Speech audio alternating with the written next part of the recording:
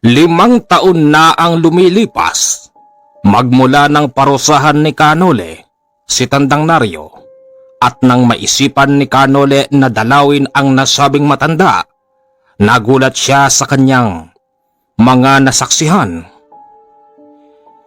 "Magandang umaga po."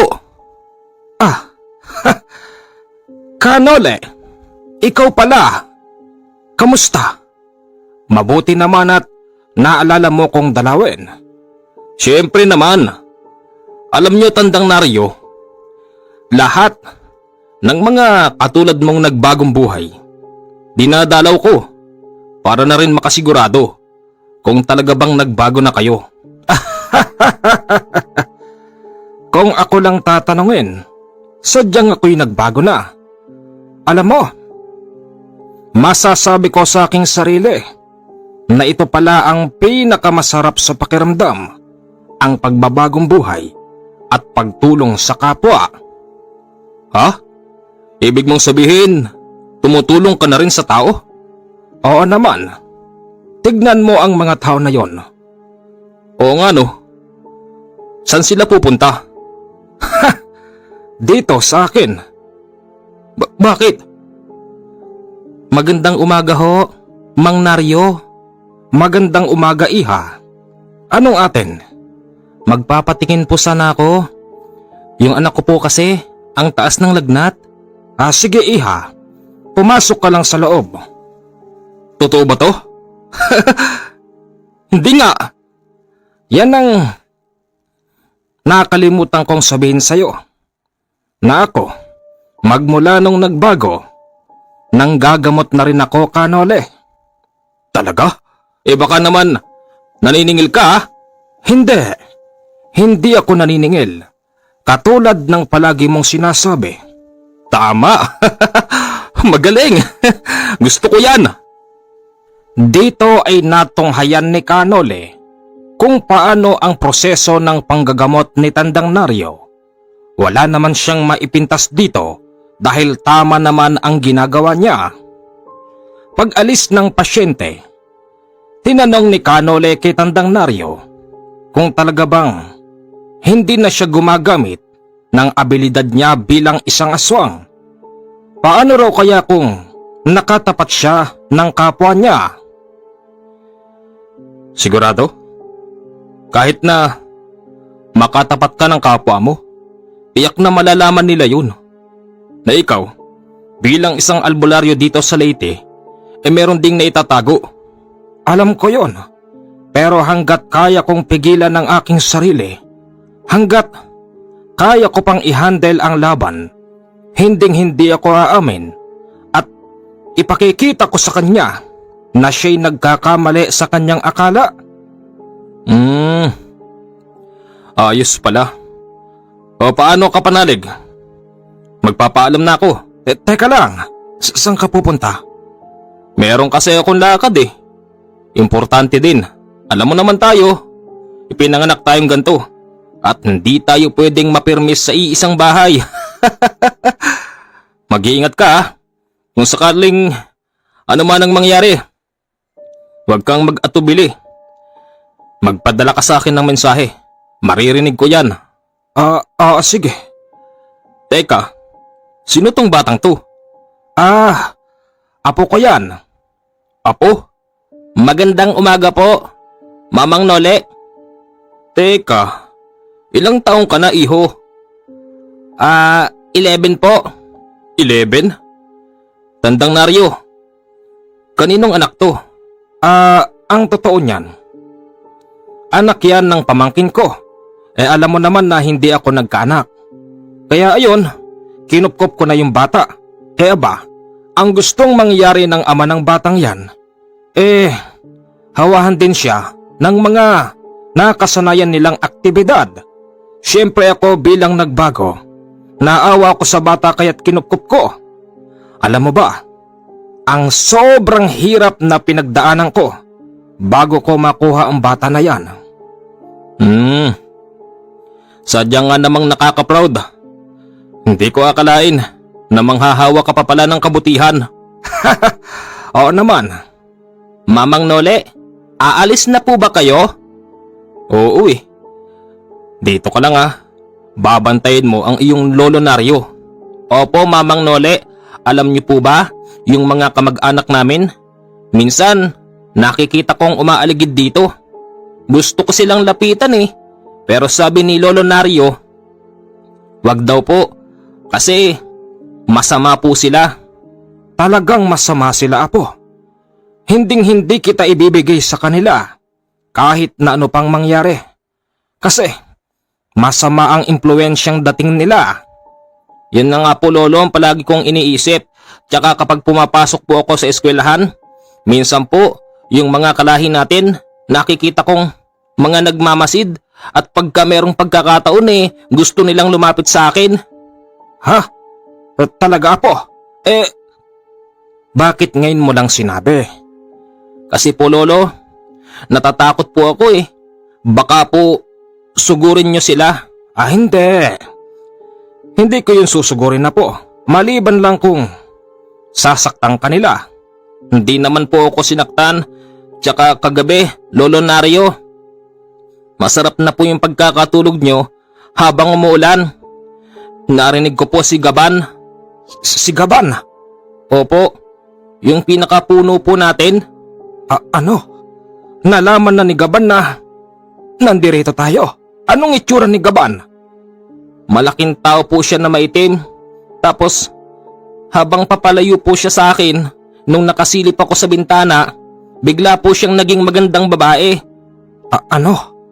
Imposibleng nagagawa ni Gaban ang ganon. Walang imposible yon, kapanalig. Basta mag-iingat kayo. Sige. Lumakad na si Kanole nung mga oras na yon. Nasa lubong niya ang isang pamilya na sa palagay niya'y pupunta sa bahay ni matandang Naryo. Wala namang kakaiba sa pamilya na yon, kaya't hindi na niya sinundan pabalik. Nagpatuloy siya sa paglalakad hanggang sa narating niya yung isang kubong parang walang katao-tao. Nang medyo malampasan na ni Kanole ang nasabing kubo, bigla siyang napahinto dahil ramdam niyang may mga sumisilip. May tao pala. Hindi ko po sinasadya na magulo ko ang inyong tahimik na pamumuhay. Ako lang naman po'y makikiraan.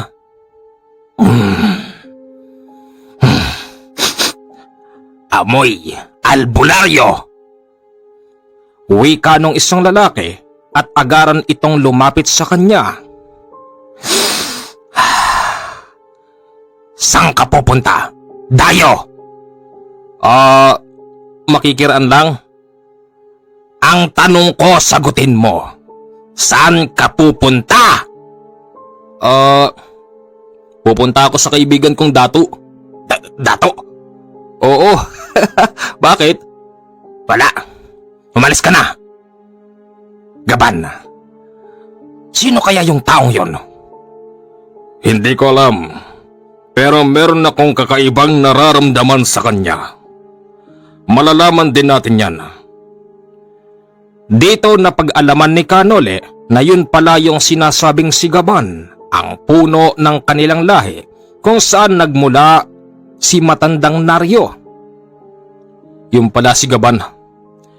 Ngayon alam ko na gagawin ko. Dumako tayo sa sitwasyon ng maglolo.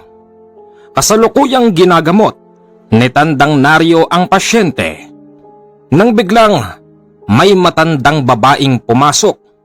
Ang wika nito sa kanila ganito: "Huwag masyadong magpakakampante sa umaastang albularyo. Hindi nyo lang naitatanong, mga pasyente, ang taong yan ay aswang. Pinasasakay niya lang kayo at kapag nakuha na niya ang inyong loob, kakainin niya ang inyong mga laman."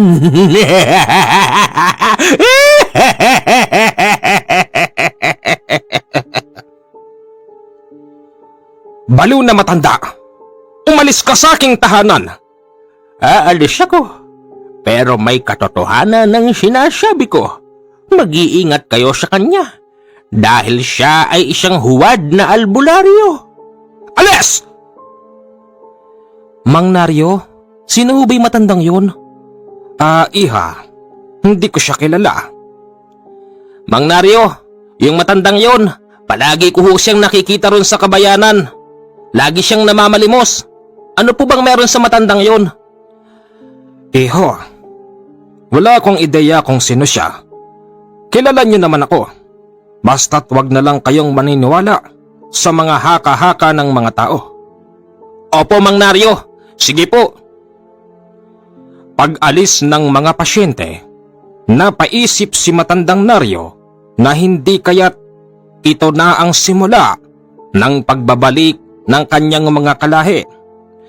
Sa pagbabagong buhay kasi ni Mang Naryo, maraming mga kalahi niya at mga kapanalig ang nagalit sa kanya dahil nga tinalikuran na ni Mang Naryo ang kanyang mga nakasanayan. Isang gabi, patulog na sana si Mang Naryo nang biglang ang kanyang apo ay nagsisigaw sa likod. Lolo! Sigaban! Sigaban po, Lolo! Napabalikwas si Mang Naryo sa kanyang higaan at madali ang pumunta sa kwarto ng bata. Nakita niyang nakabukas ang bintana sa kwarto pero wala roon si Gaban. Lolo, hindi ako maaaring magkamali. Si Gaban po yung nakita ko, Lolo. Kinukuha niya ako, Lo. Pilit niya akong inaabot. Ganun ba? Hindi ako makapapayag na kukunin ka ni Gaban. Sandali lang. Pumasok si matandang Naryo sa kanyang kwarto at kinuha yung ibinigay sa kanya ni Kanole na isang napakatalas na punyal. Hindi basta-basta ang punyal na yun dahil gawa ito sa pinagsamang bato at bakal at punong-puno rin ng usal. Gaban! Ako harapin mo! Huwag mong pag-intrisan ang apo ko! Gaban! Nasaan ka, Gaban? Kahit na anong lakas ng sigaw ni Mang Naryo, hindi nagpapakita yung tinatawag niyang Gaban. Maya-maya pa yung bata sa loob ay nagsisigaw. Lolo! Si Gaban nandito siya, Lolo! Pagpasok niya, nakita niya si Gaban na hawak-hawak na sa leeg ang bata.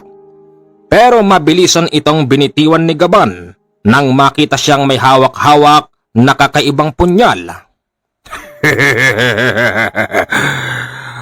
Naryo, ang huwad na albularyo. Huwag ka nang magkunwari pa.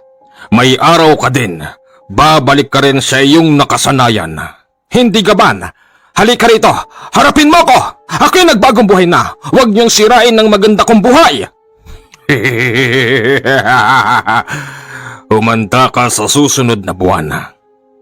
Dahil pag dumating ang kapistahan, ikaw at ang iyong apo ang aming ihahanda sa hapunan. Hindi kami mandaragit ng ibang mga tao dahil kayo ang aming napag-usapan. Pagkatapos noon ay madali ang lumaya si Gaban. Habang ito'y papalayo, pinagmamasdan siya ni matandang Naryo. Tunay ngang nakakapagpalit ito ng anyo. Kung kanina mukha siyang taong nakakatakot, biglaan na lang siyang naging isang malaking baboy at tumakbo ng mabilisan. Apo, ayos ka lang? Opo, Lolo. Ayos lang po ako. Nakakatakot po si Gaban. Kung nakita nyo lang kanina, bago kayo dumating, meron siyang malaking sungay na dalawa sa ulo na para bang sa kalabaw. Diyos ko, anong ginawa ni Gaban sa kanyang sarili? Imposibleng nagsangla siya ng kanyang kaluluwa. Hindi ko po alam, Lolo. Lo, lumipat na po tayo ng bahay. Gusto ko yan. Kaya lang paano? Hindi ko alam, Apo, kung saan ba tayo dapat na lumipat. Pero gagawin ko ang lahat para makalayo sa kanila. Ayoko nang bumalik sa dati kong nakagawian. At kahit nasabihin na ako'y bumalik, tiyak na ihahanda nila tayo sa kapistahan. Lolo, natatakot po ako, Lolo. Huwag ka matakot, Apo. Hindi ka pababayaan ng Lolo. Opo. Lo? May tao? Oo nga. Hindi ko malaman sa sarili ko kung bakit magmula nang ako'y nagbago. Sandali! Magmula nang ako'y nagbago, hindi ko na nararamdaman kung anong uri ba yung mga taong dumaraan sa atin. Sandali lang! Buksan niyo ho ito! Magpapagamot po kami! Ano pong kailangan po nila? Nandiyan ba si Matandang Naryo? Nandito po. Bakit po? Tagin mo. Opo. Lo, may pasyente. Nakoy, gabi na, Apo. Sabihin mo sa kanila na bumalik na lang bukas. Hindi. Anong babalik bukas? Ngayon. Ngayon mo ko gagamutin. Sino ka ba, ha? Ako si Tingal. Tingal? Teka, kilala ba kita? Hindi mo ako kilala, pero ikaw kilala ko. Matunog na matunog ang pangalan mo sa baryo. Alam mo bang, lahat ng mga tao doon ay hangang-hanga sa'yo. Bukod sa hindi ka naniningil ng mga pasyente mo, talaga namang napapagaling mo. Sige nga, pagalingin mo ako. Teka nga, Tingal. Ano bang problema mo, ha? Lasing ako. Gusto ko tanggalin mo lasing ko. Tapos itong bata mong maliit, ipalinis mo sa kanya yung mukha ko. Meron akong date. Ano? Ulitin ko pa ba, ha? Tanggalin mo pagiging lasing ko. Albularyo kaya, di ba? At ikaw naman, bubuet. Linisin mo mukha ko. Meron akong date mamaya pag sikat ng araw. Ba't ko lilinisin yung pangit mong mukha? Kahit magsabon ka pa ng maraming-marami, maitim ka pa rin. Aba tong batang to. Subukan mo, sige. Mang Naryo, hindi tayo magkaaway. Hindi naman pala eh. Kung utusan mo kami, para bang nabili mo na ang pagkatao namin?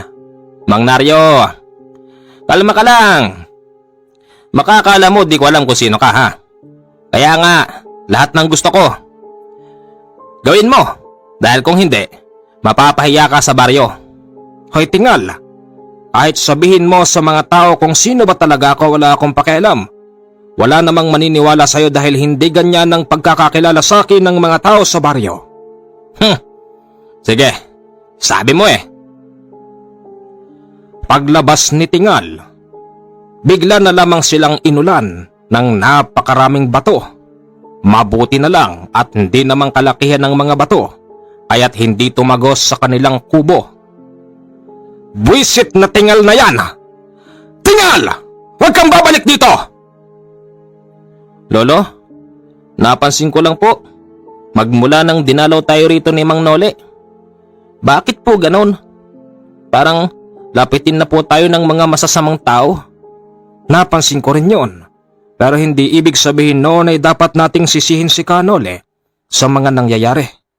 Dapat nga'y ipagpasalamat natin ang pagdating niya dahil nalaman niyang tunay nga akong nagbagong buhay na at tumutulong pa ako sa kapwa. Nang dahil dun, Apo, mas lalo kong pag-iigihin ang aking pagbabagong buhay. Kahit na anong gawin ni Punong Gaban at ng kanyang mga alipores, hinding-hindi na ako babalik sa dati kong nakagawian. Sige po, Lolo, mamanahin ko po yan. 4 na araw ang lumipas. Wala namang nanggulo sa kanila. Tuloy siya sa panggagamot sa mga taong dumarating sa kanilang bahay. Hanggang sa isang araw, si Mona Lisa ay pumunta sa kanila. Si Mona Lisa ay dati niyang naging pasyente na labis-labis ang pagpapasalamat. Ano po yon, Ate Mona Lisa? Nandyan ba si Mang Naryo? Opo, bakit po? Piste, pwede ba kayong pumunta sa bahay? Kailan po? Ngayon. Lo! Nandito po si Ate Mona Lisa. Lolo! Ay, ano yan? Ako'y nakahiga, medyo masama ang pakiramdam. Mang Naryo! Ako po ito, si Mona Lisa. Pupuntahin ko po sana kayo sa bahay. Ganun ba? Sige. Anong oras ba, iha? Kahit po sana ngayon. Kasalukuyan na po kasi nagkakainan dun eh. Nang bigla ko po kayong maalala. Sige. Susunod kami ng apo ko. Sige. Naligo lang si Mang Naryo at nagpunta na sa bahay ni Mona Lisa. Pagdating niya roon, napakaraming tao. Nakatingin sa kanila ang lahat ng mga bisita at mga nakasimangot. Para ba kasing hinuhusgahan nila ang maglolo dahil nga sa kanilang kasuotan. Lo, kakahiya po dito lo. Ba't ganti mga tao? Nakatingin sa atin ng ganyan? Siguro, ngayon lang sila nakakita ng taong bundok. Palibhasa, ang suot natin ay gusgusin. Ang itsura ko'y mahaba ang balbas, na mahaba ang buhok. Mukha na akong ermitanyo. Mang Naryo! Pasok po kayo! Salamat Mona Lisa. Alam mo'y, muntik na kaming mapaatras eh. Bakit naman po? Kasi, iba tingin ng mga tao sa amin. Para ba silang nang hihusga sa tingin? Naku, wag niyo hong pansinin ang mga yan. Mga dayuhan lang din sila rito, mga kamag-anak, kaibigan. Pare-parehas lang po kayo rito na nakikipiesta. Mabuti naman. Asya nga pala iha, ang kakainin lang namin ng apo ko, manok at gulay. Baboy po. Hindi. Ayoko. Bakit po? Kasi nanghihina ang aking katawan. Tsaka masama sa katawan ng baboy. Sige po. Lolo, pwede ba akong tumikim ng isda lo? Oo, pwede yon. Habang kumakain ang maglolo, may lumapit sa kanila na isang lalaking may katangkaran. Happy Fiesta ho. Happy Fiesta rin ho. Mabuti naman ho at napunta kayo rito. Ayon sa mga taong napagtanungan ko, kayo ho ay taga-bundok. Ako si Naryo. Tama. Tama nga sinabi sa akin ng mga tao. Kayo si Mang Naryo, yun ang gagamot na taga-bundok. Siya nga ho pala. At ako naman si Philip. Ikinagagalak kitang makilala Philip. Siya nga pala Mang Naryo. Katulad nyo ay bisita lang din ako rito. Pasensya na kung iba ang tingin ko kanina sa'yo. Medyo nagulat lang kasi ako. Pero humihingi po ako ng kapatawaran. At isa pa, meron ho sana akong sadya sa inyo. Ano yan, Philip? Gusto ko sanang patignan sa'yo ang aking anak. Kasi pag pinatitignan namin siya sa doktor, walang masabi ang doktor. Alam mo gusto ko na nga magalit pero nagpipigil lang ako kahit na sabihing marami na akong inuubos sa ospital. Maaari ho ba? Sige. Tatapusin lang namin tong pagkain. Sige ho, at sabay-sabay na ho tayo. Wag ho kayo mag-alala. Hindi ho masasayang ang pagpunta niyo sa bahay. Babayaran ko kayo ng sobra. Lolo? Babayaran daw po tayo? Philip. Hindi. Hindi ako tumatanggap ng anumang bayad. Mainam ho kung ganun. Yan ang tunay na albularyo. Pagkatapos nilang kumain sa handaan, pumunta sila sa bahay nila Philip. Kaya pala siya nakikipista dahil hindi pala siya taga roon dahil taga kabilang baryo. Habang sila'y nasa loob ng tricycle, napansin ng bata na bakit parang may sumusunod yata, pero sa tuwing lilingunin niya sa likod, wala naman. Nandito na ho tayo. Ang laki pala ng bahay mo, Philip.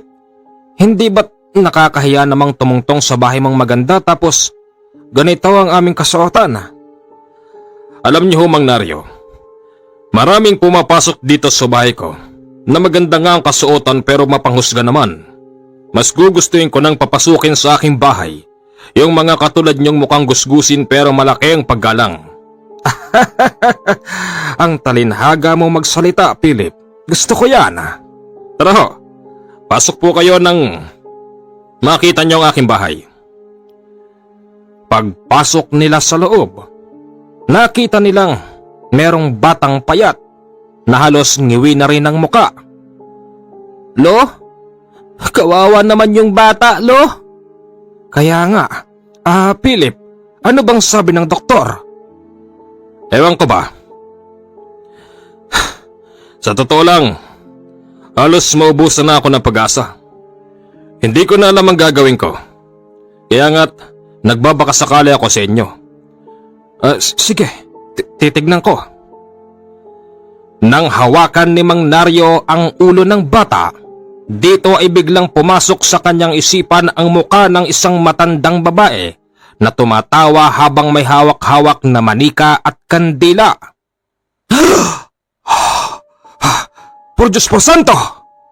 Bakit ho? Ano hong nakita nyo? Ewan ko, hindi ako sigurado pero may matandang nasa dilim at merong hawak na manika at saka may kandila. Alam mo, Philip, hindi talaga ako ganitong klase manggamot pero nang hawakan ko yung bata bigla kong nakita yon. At saka isa pa, parang namumukaan ko ang matandang yon. Nung hawakan naman ng bata yung pasyente, ultimong ang apo ni Mang Naryo ay nakita yung itsura ng matanda. Lo? Parang kilala ko yung matandang yon, Lo? Ha? Saan? Hindi kaya't siya yung matandang nagsabi dun sa bahay ng kung ano-ano? Ha? Oo nga. Naalala ko na. Philip, ang matandang yon ang salarin. Pero mahirap siyang kalaban. Anong ibig niyong sabihin, Mang Naryo? Lalabanan niyo ang matandang gumagawa niyan? Bakit? Napapano ba anak ko? Kinukulam ang anak mo. Ha? Isa sa dahilan ng pangungulam ng mga ganyan ay inggit. Inggit sa kapwa. Lahat gagawin nila para kayo mapabagsak. At sinong matanda yon? Sabihin niyo ho sa akin at ako mismo ang pupuksa sa kanya. Salot siyang mangkukulam siya. Ang totoo niyan, hindi ko siya kilala. Pero, Philip, bigyan mo ko ng maghapon. Natitiyak ko sa'yo na malalaman ko kung sino siya at kung saan siya nakatira. Philip, hayaan mo akong kumilos. Huwag ka nang gumalaw. Pwede kang makulong. Hindi baling ako na lang. Dahil sa marami akong kasalanan, Philip, dapat ko rin yung pagbayaran. Hindi ho. Ako po ang humingi sa inyo ng tulong Kaya't ayaw kong mapano kayo. Huwag kayong mag-alala. Kung usapang impluensya, marami ho ako dyan. Itataya ko lahat. Uubusin ko ang aking kayamanan. Papaslangin ko matandang yan. Inobserbahan ni Mang Naryo ang pasyente sa loob ng maghapon. Tunay nga ang sinabi ni Philip na minsan ay bigla na lamang sisigaw yung bata at iiyak, tapos magsasabi ng kung ano-ano. Nang masaksihan ito ni Mang Naryo, dito niya napansin na kapag ganun pala ang sinasabi ng bata ay nakasapi na ang nasabing mangkukulam sa pasyente niya. Maya-maya pa, nang magsalita muli yung bata, boses na ng matanda ang nangingibabaw.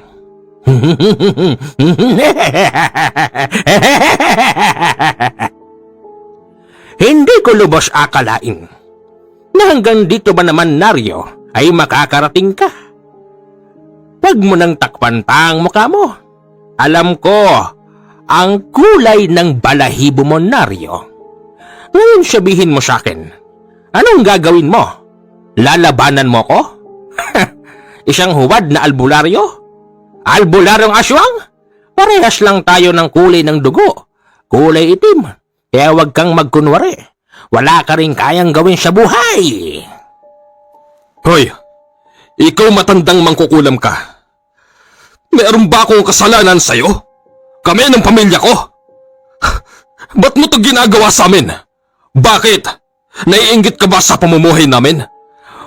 Mabait akong tao. Kung kailangan mo ng makakain, pwede kang lumapit sa akin. Huwag mo kaming daanin sa ganito. Ganun ba? Philip, minsan na akong lumapit sa inyo. Pero anong ginawa nyo? Imbis na ako'y inyong kaawaan, pinagtabuyan nyo ko. At hiniya sa maraming tao. Ano? Hindi ko matandaan. Wala akong maalala na meron akong ginaganyan na matanda.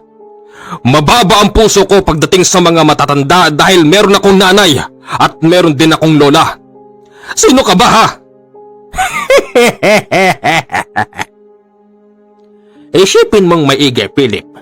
Isipin mong maigi. Tama na yan. Philip, alam ko na kung sino siya. Talaga? Alam mo na kung sino ako? Sige. Sino ako, ha? Naryong aswang, huwad na albularyo ng Leyte.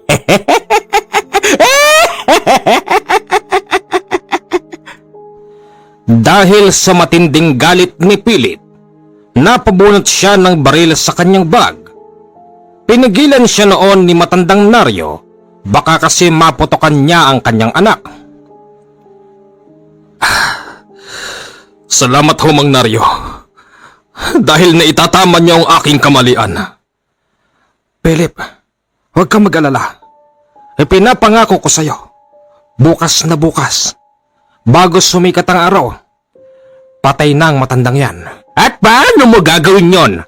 Albularyong aswang? Ha? Paano? Diyan ka lang. Diyan ka lang. Dahil sa merong abilidad si Mang Naryo na magtanggal at magpalayas ng sapi, hindi siya nahirapan na paalisin ang nakasapi sa kawawang bata.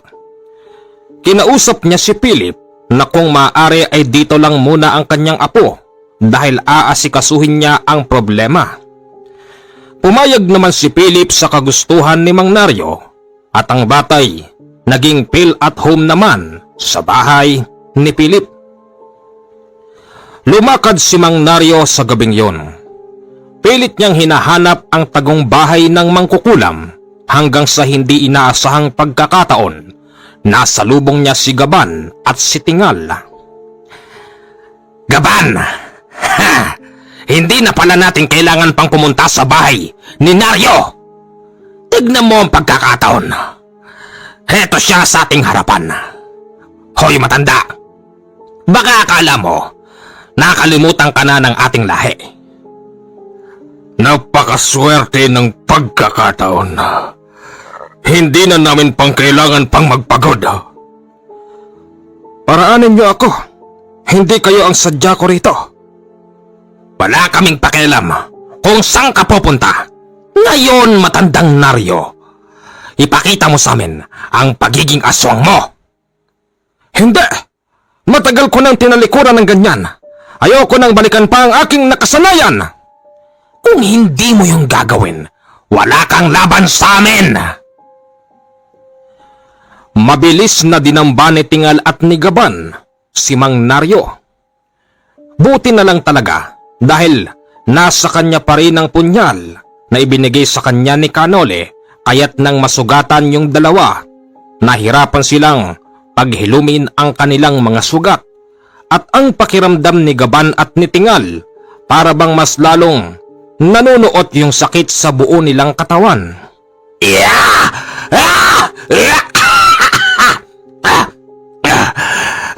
At saan galing ang punyal na yan? Hindi ba't yan yung ipinakita mo sa akin nang nagpunta ako sa inyo?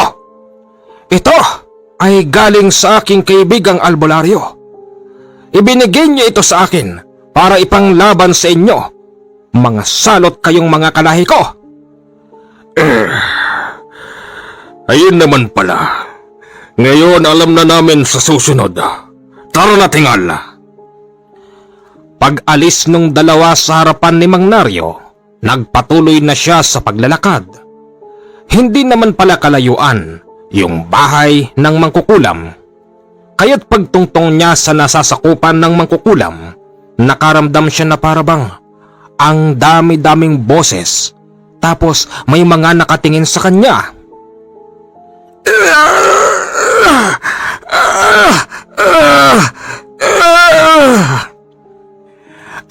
matandang aswang.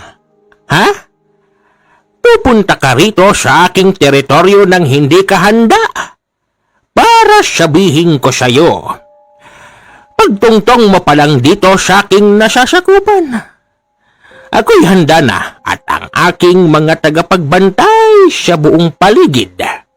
Humanda ka dahil pasasabugin ko ang ulo mo nang hindi kita hinahawakan.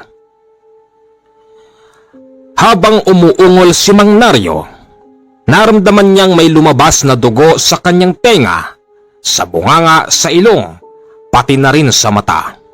Kasabay kasi noon ang pag-uusal ng matandang mangkukulam ng kakaibang orasyon.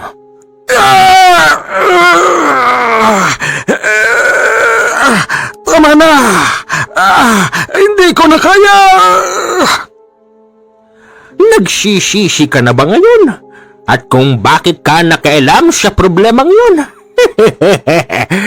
Gusto ko yung nakikita ko, Naryo. Gustong gusto ko. Humanda ka. Sasabog na ang utak mo. Biglang natigilan ang matandang mangkukulam nang makita niyang mayroong lalaking naglalakad papunta sa kanilang pwesto at ang tingin niya sa lalaking yun ay parabang nagliliwanag. O hindi! Sino itong taong to? Aray! Tigilan mo na yung matanda.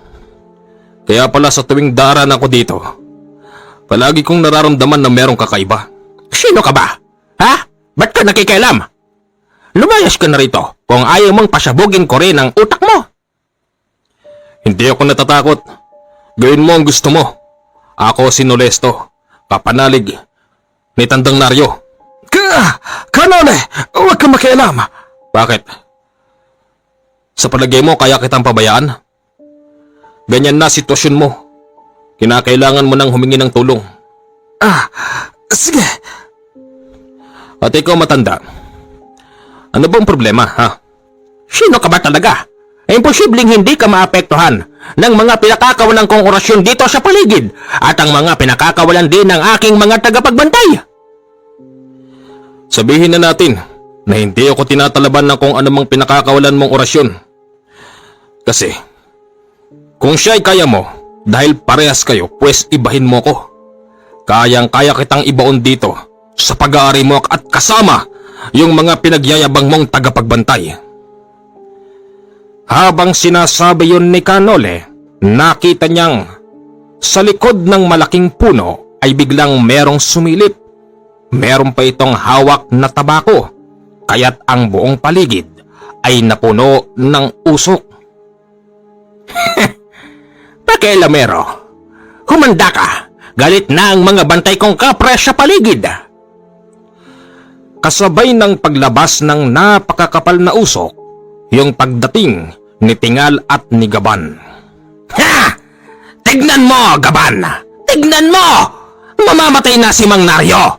Tignan mo! Dumudugo ang kanyang mga mata, ilong, tenga at bunganga. Kundi ako nagkakamali. Pag tinanggal natin ang salawal ng matandang yan, pati yung nasa likod, dumurgo!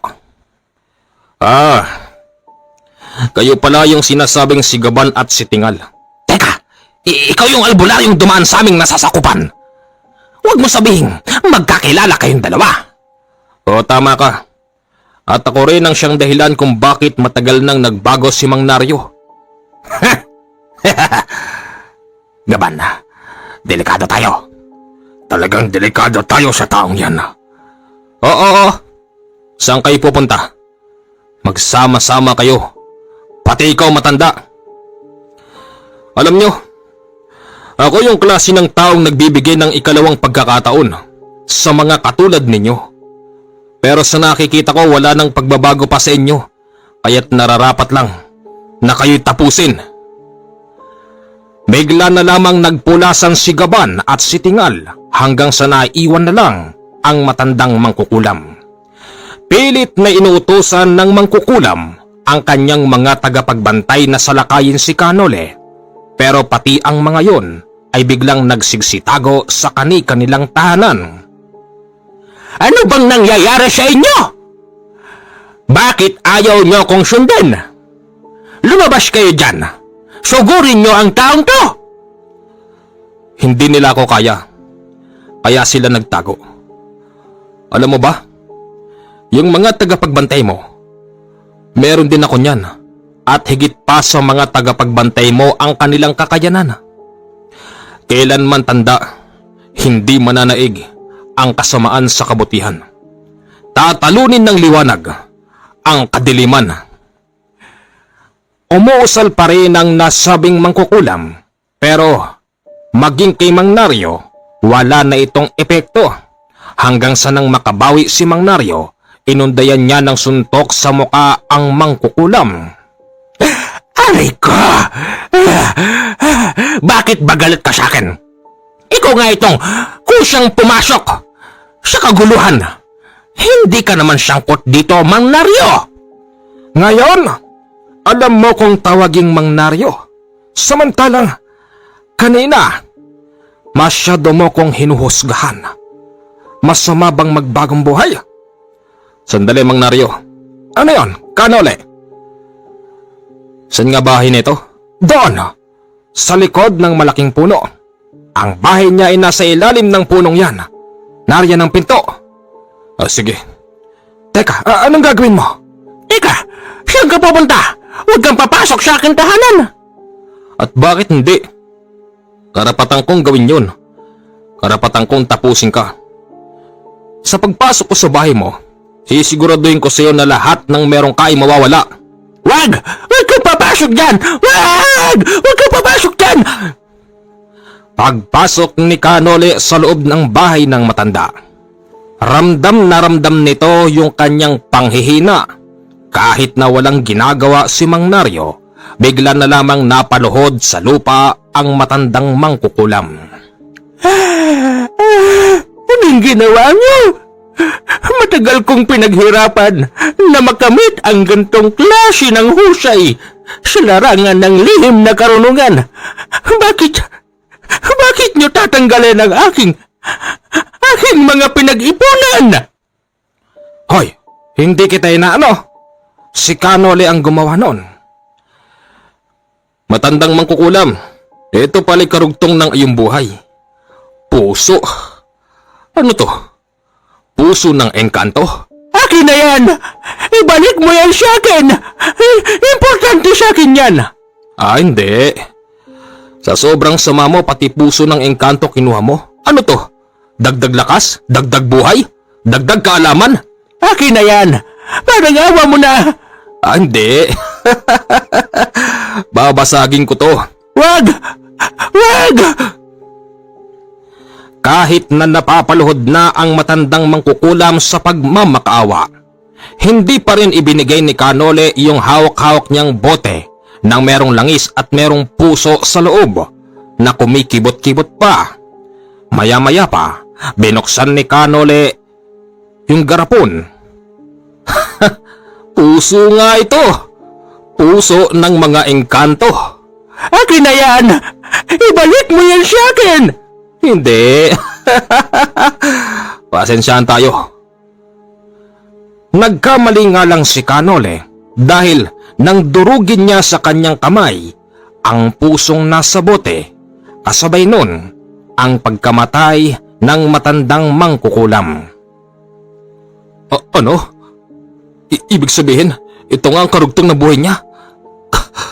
Kanole, huwag kang magsisi. Dapat lang yon. Pero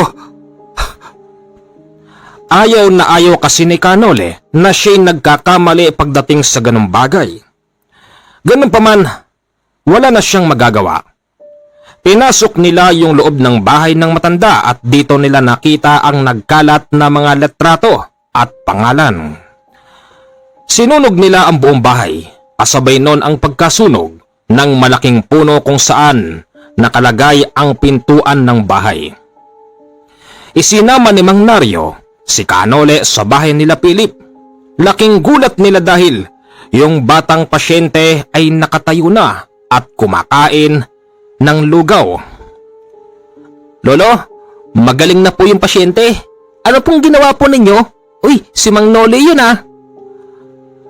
Mang Naryo, isang oras pa lang ang nakakalipas. Mula nang makalis ka, naging ayos na yung anak ko. Mang Naryo, tatanawin kong isang napakalaking utang na loob ang ginawa mong ito.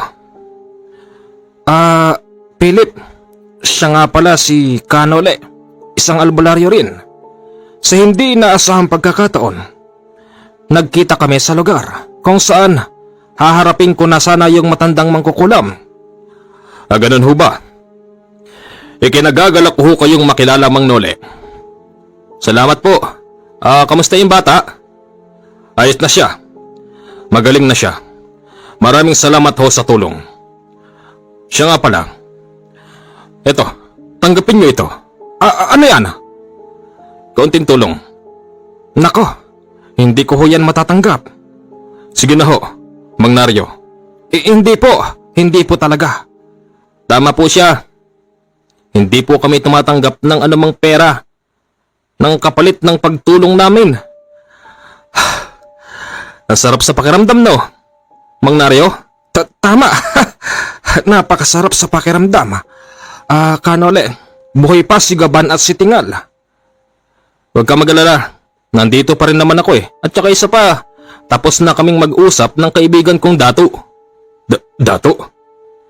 Totoo ba yung narinig ko, Mang Nole? Meron pa bang mga dato sa panahon na ito? Meron pa, Philip. Ang totoo niyan, hindi nawawala ang ganyang lahi.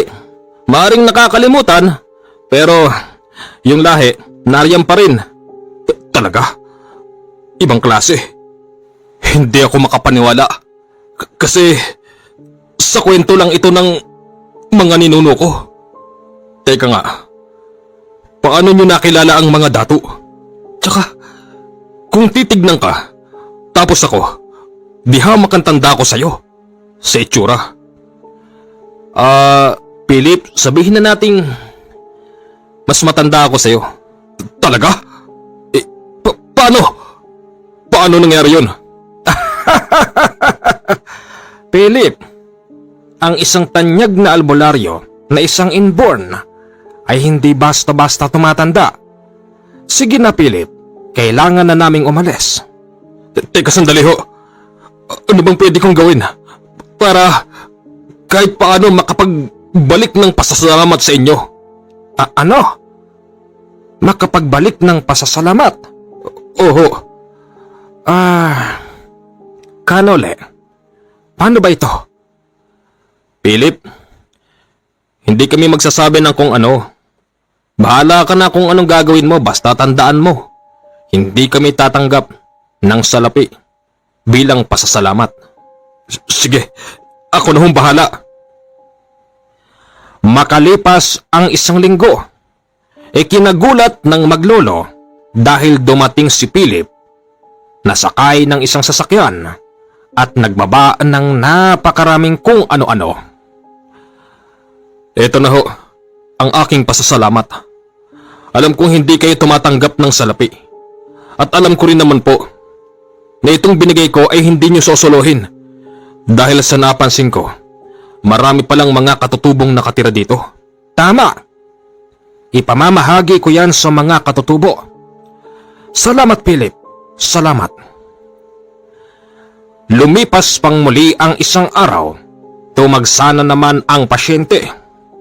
Habang nasa kalagitnaan ng panggagamot, si Tandang Naryo, napansin niyang parang humihina ang kanyang abilidad. Kasi meron siyang pasyente na hindi tinatalaban ng kanyang orasyon. Kasabay nun ang malakas na paghagalpak ng dalawang boses. Alam na namin, Naryo, kung ano ang iyong kahinaan. Tama. Alam na namin ang kahinaan mo. Kaya humanda ka. Katapusan mo na. Lolo, sino yung mga yon? Saan ang gagaling mga boses na yon? Ang lalakas nilang tumawa, Lolo. Hindi ko rin sila nakikita. Pero isa lang ang sigurado. Gumagamit sila ng sabulag at kinokontra nila ang aking panggagamot. Ano ba naman yan, Mang Naryo? Bakit hindi mo na ako mapagaling? Iho. Iha, babae po ako. Iha, sandali lang. Ako muna yung magdidebosyon. Ha? Sayang lang punta ko rito. Akala ko pa naman mapapagaling mo ako, Mang Naryo. Hindi lang yon ang pasyenteng tumalikod sa kanya nung araw na yon. Halos lahat dahil hindi niya napagaling. Sinasabotahe kasi siya ni Tingal at ni Gaban. Lahat ng mga pinakakawalan niyang orasyon ay dinudurog ng dalawang yon. Bago magdilim nung araw na yon, dito ay nagpakita yung dalawa. Meron silang hawak na tigisang bote ng alak at walang hiyang pumasok sa loob ng kanilang bahay. Ay babat! Ipagluto mo nga ako ng inihaw na isda. Ngayon din! At gusto ko naman, inihaw na manok. Nakita ko kasi kaninang tanghali, sa likod ng bahay nyo, may nakataling tandang. Bubwet, ano pang tinatayo-tayo mo dyan? Kumilos ka na. Dalian mo! Sino ba kayo? Lolo! Lolo! Apo, paano kayo nakapasok dito? Hindi man lang ba kayo tinatalaban ng mga pangontra ko rito sa bahay? Kami? Tatalaban? Alam na namin ang kahinaan mo, Naryo. Wala nang talab sa amin yan. Mahinang klase. Bubwet, yung pulutan namin. Napakatagal. Nakakainip. Ito na. Apo, huwag kang susunod sa kanila. Gusto namin tikman ang mga alaga mo rito. Bago ka man lang namin pastangin, Naryo. Ang kakapal ng mga mukha ninyo. Makapal na kung makapal. Ang sabi ko, Bubwet, ipag-ihaw mo ko ng isda. Lolo! Lolo! Dahil sa takot ng bata ay napapasunod nila ang mga ito. Ang ginawa naman noon ni Mang Naryo, napilitan siyang baguhin ang kanyang itsura para itaboy ang mga yun.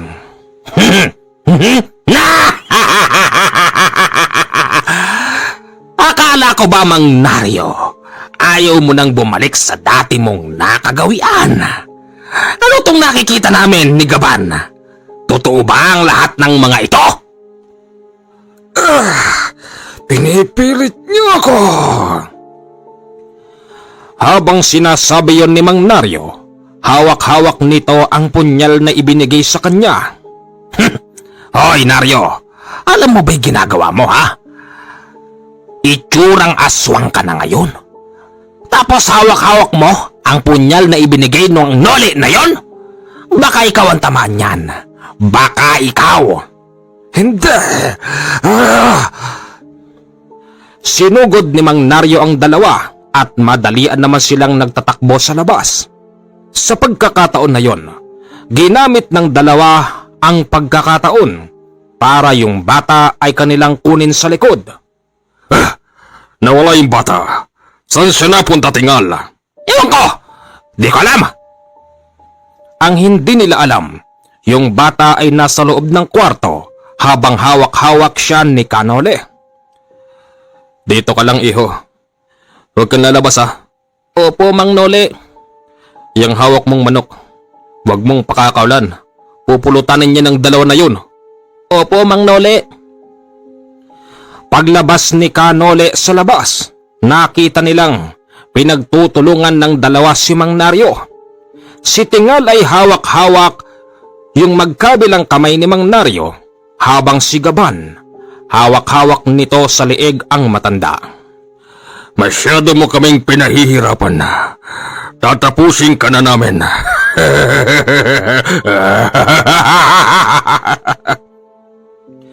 Masyado kayo maraming satsat. Puro kayo salita. Ikaw na naman. Oo, ako na naman. Di pa ba kayo nadadala, ha? Kung ang matandang mangkukulam ay nagawa mong paslangin, pwes ibahin mo kami. Ganon? Wala naman kayong pagkakaiba ron eh. Pinukol sila ni Kanole ng bato dahil meron pala itong hawak sa magkabilang kamay. Nang tinamaan yung dalawa, agad silang tumilapon. Akin na yan, kapanalig. Ito na. Tama rin yung sinabi nila. Dapat hindi ka nagbabago ng anyo. Mula sa pagiging normal hanggang sa pagiging aswang. Lalo na't paghawak mo to. Dahil ito ay merong sariling buhay. Buti na lang, hindi ito kumilos at kusa kang patamaan. Kasi nga, mahina ulo niyan. Saka pa, lumapit ka nga sa akin. Ayoko! Ano kala mo sa akin? Ha? Mahina ulo? Hindi ako kasing hina ng ulo ng matandang katabi mo. Lalapit ka o gagawin kitang abo? Ano? At paano mo ako gagawing abo? May lalabas bang apoy sa mga kamay mo? Ha? Tumahimik ka. Kayang-kaya niyang gawin yon. Ano? Paano niya gagawin yung gaban? Paano? Sa aking pagkakaalam, ang taong yan ay merong tangan-tangan na sibat ng kalangitan. Ganon. Wala naman akong nararamdaman sa'yo. Pero, magaling ka pala. Inuulit ko, lalapit ka rito o hindi? Hindi! Bahala ka na dyan! Alis na kaming dalawa! Sa pagtakbo ng dalawa, agad silang nagkahiwalay ng landas. Walang kahirap-hirap nang dakmain ni Kanole sa batok si Tingal at agad nang nginudngod sa lupa. Ang ginawa naman noon ni Mang Naryo, binalik sa dati ang dati niyang itsura, hinawakan sa magkabilang paa si Tingal at hinampas sa puno. Ano? Lalabang ka pa? Ha? Matandang Naryo! Ang makasalan ng kalahi namin ang nagbabagong buhay ko, no? Marami ka pang sinasabi Dahil sa marami pang sinasabi si Tingal, kinuha niya ang punyal kay Kanole at tinanggalan niya ito ng ngala-ngala. Hiniwalay din yung ulo sa katawan. Tama lang yan. Makulit sila eh. Kanole, anong gagawin natin sa katawan? E di gagawin nating abo. Si Gaban naman, dahil sa ito ay pinakapinuno, may karapatan itong mag-utos ng kanyang lahi. Sinundan ni Kanole at ni Mang Naryo si Gaban habang ito ay nasa kanilang kuta. Kasalukuyang nakaharap kay Gaban ang puro kalalakihan at nagmamando. Sinasabi nitong nariyan na ang papatay sa kanilang lahi. Ikinagulat din ng maraming mga kalalakihan dahil naroon si Mang Naryo. Imposible! Si Mang Naryo! Uubusin ang lahi natin! Gaban! Di ba't kalahi natin si Mang Naryo? Huwag kang makulit. Oo, kalahi natin siya. Pero banta siya sa ating lahi. Ano pang tinatayo-tayo niyo dyan? Sugurin niyo na ngayon si Naryo. Hindi! Hindi, Gaban! Walang susunod! Wala! Dahil sa hindi napasunod ni Gaban ang mga kalalakihan, siya mismo ang kumilos at pinag-aasbaran ang mga kalalakihan. Ano, Gaban? Ngayon alam mo na hindi sa lahat ng pagkakataon ay kaya mong pasunurin ang iyong lahi. Wala kang kwentang puno nila. Purong kasamaan ang isinisiksik mo sa kanilang isipan. Mang Naryo, hatulan mo na siya. Pagkakataon mo na ito. Sige. Gaban, lumapit ka sa akin. Halika! At bakit ako lalapit sa'yo? Hawak-hawak mo ang punyal na yan? Gaban, pagkakataon ko na ito. Mabilis ang pagkilos ni Mang Naryo at agad niyang naundayan ng 2 beses na saksak sa katawan si Gaban, habang ang mga kabinataan ay mga takot na nagsigsilayo. Binantaan kasi sila ni Mang Naryo na wag silang makikialam. Wala naman talagang nakialam hanggang sa tuluyan ng natadtad ng saksak ang katawan ni Gaban, dahil sa hindi naman niya kayang basta paghilumin ng kanyang sarili. Dahil nga sa punyal na yon, tuluyan na siyang binawian ng buhay. Nakita nyo na, kayong lahat dito na mga kamag-anakan ko. Alam kong kilala nyo si Matandang Naryo. Ako ang tularan nyo. Lisanin ang dating nakagawian. Magbagong buhay dahil ito ang pinakamasarap sa pakiramdam. Ano? Mang Naryo, dati na pong naikwento ng mga magulang namin kung sino kayo. Oo, at dati raw po kayong masama noon. Pero alam nyo ba, simula ng pamunuan ni Gaban at ni Tingal, ang ating lahi, gusto na namin bumaligtad. At isa pa, kayo ay aming iniidolo. Gusto namin kayong hanapin para tularan ng inyong mga ginagawa, pero pinipigilan kami ni Gaban at ni Tingal. Kung ganon, iniidolo nyo pala ako. Maraming salamat. Sana'y patuloy na ang pagbabago ng inyong buhay. Ngayong wala na si Gaban. Alam niyo ba, Mang Naryo, pinangarap ko ring makalis dito. Makalayo. Ayoko ng ganitong buhay habang buhay. Hanggang dito na lang po ang ating kuwento. Salamat.